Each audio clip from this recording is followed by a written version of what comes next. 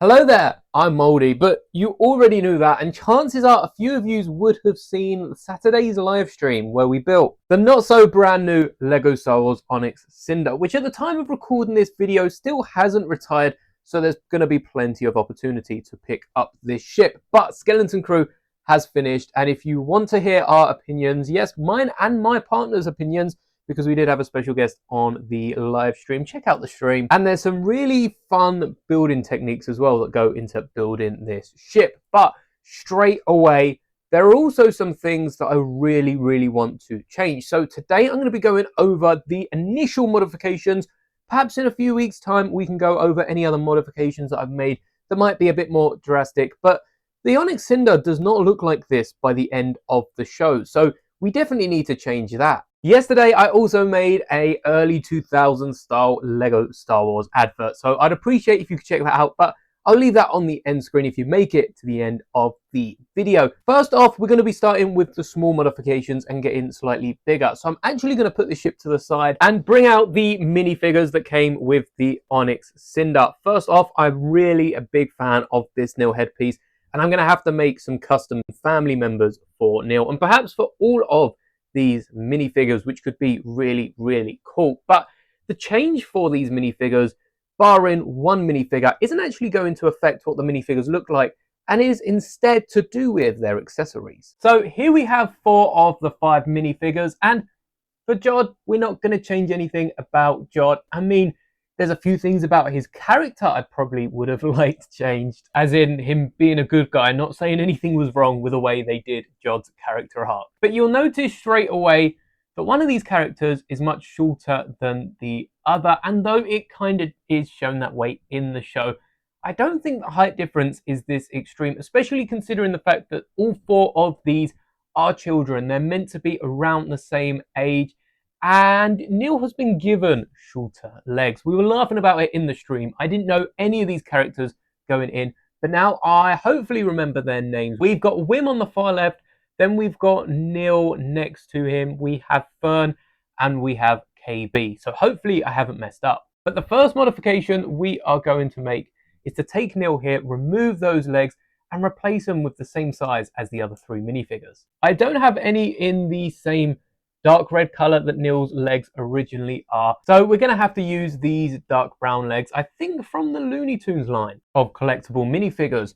Next up, you also notice they all have a torch, which I thought was going to be some fancy little training saber or something like that going into it, as we all knew Jod was going to have some sort of connection to the Force, and I was hoping he would be training these for. How wrong we all were.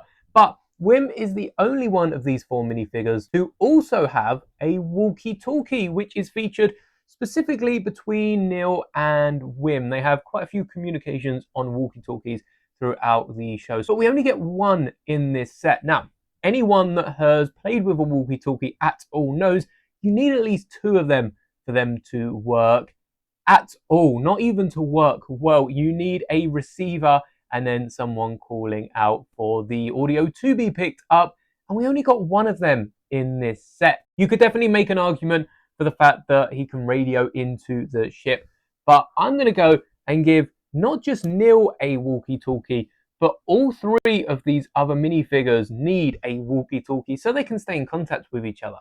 And I only have 2 extra black ones, so KB's going to have 1 in dark bluish grey, which, hey, matches her outfit. Something else that I wasn't too pleased with having built this, and it's such another minute detail, but we'll get to the ship in just a second, are the torches that these characters have. Now, there's no special color light, and even if there was, I do think the trans elements on the top do exist in this color. But that 1x1 stud on the end of the handle just before the light is meant to represent the color of the actual torch. So straight away, we've got a red torch.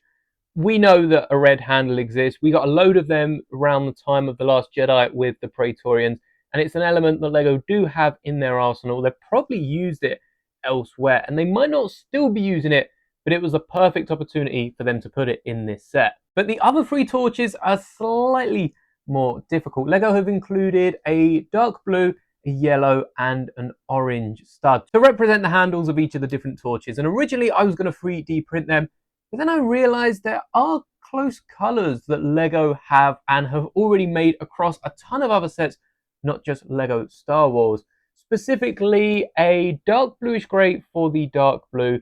We then have a dark brown for the orange because they are in a dark atmosphere and the torches look a lot darker in the scenes. And then a nice golden one for the yellow, which definitely matches up to the pirate theme in a bit more. So I've now gone and given them all a walkie-talkie and a maybe not more accurate torch, as it's in fact less accurate to the color of the actual prop used, and just a bit more accurate to what we see on screen without there being a ring around the torch, because the torches are entirely colored in this one color.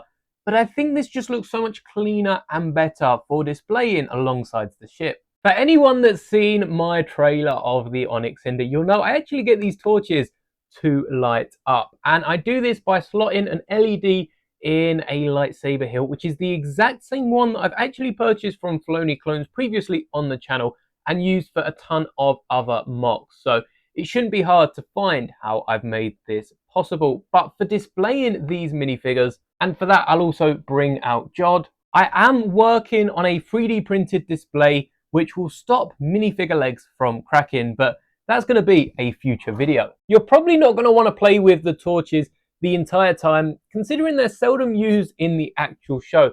But we do have a little compartment on the back side of the Onyx Cinder here, which has plenty of room and it is on hinges, so you could fold this up, though it's much easier to pop it off if you're trying to access the interior. And though there's a limited interior, if you clip down your torches to these two clip elements, what you'll be able to do is place them just like so in the back and fit all four of them with the top hinge bit still flush with the rest of the ship. Not only can we also fit Jod's blaster just at the top, which is a little harder to access, but it also has no effect on the main play feature. Now, there's one big thing that I think this set was definitely missing with how it was used so much throughout the show, and it actually involves this ramp here at the complete opposite side of the Onyx Cinder to the modification we just made. And I've added a few bricks on the inside so that I can plug up into the ship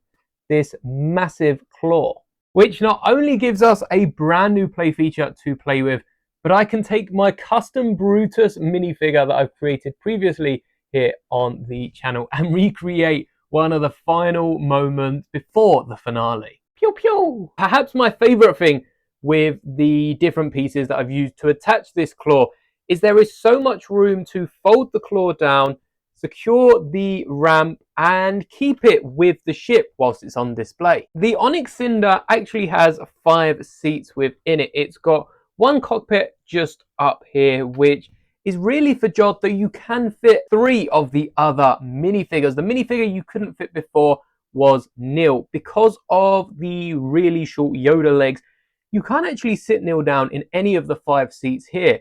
So we're only filling up 4 of them, and that is because a minifigure has been missing from this set. If you stay tuned, I'm sure I'll have another video out today talking about other minifigures missing from other Lego Star Wars sets, because it is becoming a problem. One minifigure that definitely could have fit the price tag and was definitely needed to see in this set was SM33. Now, I have made a custom SM33 and it does look really, really cool if I toot my own horn, but SM also wouldn't fit sitting down on this ship, and that is because I have gone out of my way and given SM some really cool legs. So as we've seen with Hyang, Lego would probably just stick to regular minifigure legs. So if they did put SM33 in some minifigure form in this set, just to fill that one empty seat, I think that would have been really, really cool. But before we get to decorating the hull as we see it at the end of the series, there are a few quality of life improvements I wish to make, mainly taking off the flick fire missiles. Now, this one at the side is really easy to do. In fact, I'll go ahead and remove the 2 1x2 slopes as well that are with it, just to create a nice flat studded roof here. And for the other ones, the same can be done. There is another one at the front, which just removing the 2x2 turntable tile makes it look so much cleaner. But for the 2x3 brick on the side, I'd actually recommend taking it off and replacing it with a similar build to what we see underneath. For this modification, all you're going to need is a round 2x2 with two of what we call here frying pan studs connected, just like we see on the other model, because then we are going to be taking one of the turntables from the stud shooters that we just removed. Even if you aren't removing them, you can still take one of the turntables away from them and just clip them back down on the 2x2 studs. We're then going to be taking the half circle 1x2 tile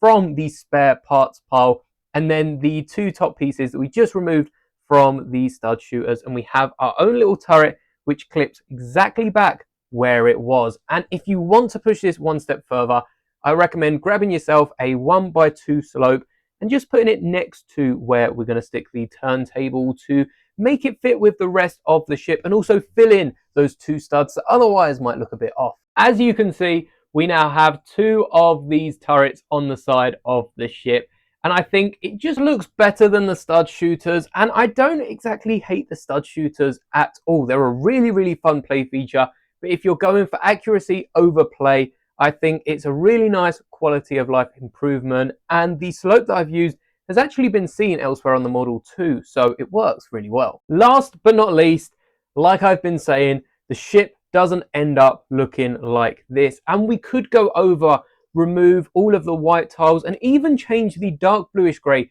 to light bluish grey, which I think would more accurately represent the colour we see it.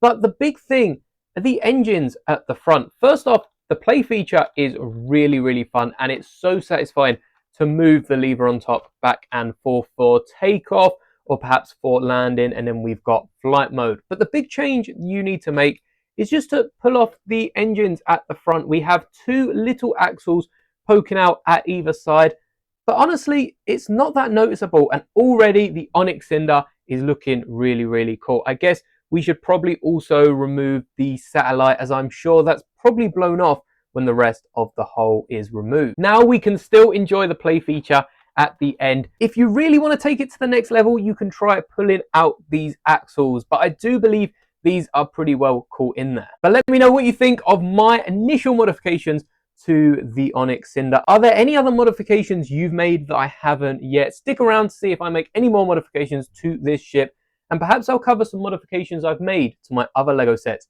in the near future. Thank you so much for making it to the end of the video, and may the bricks be with you always. Meow.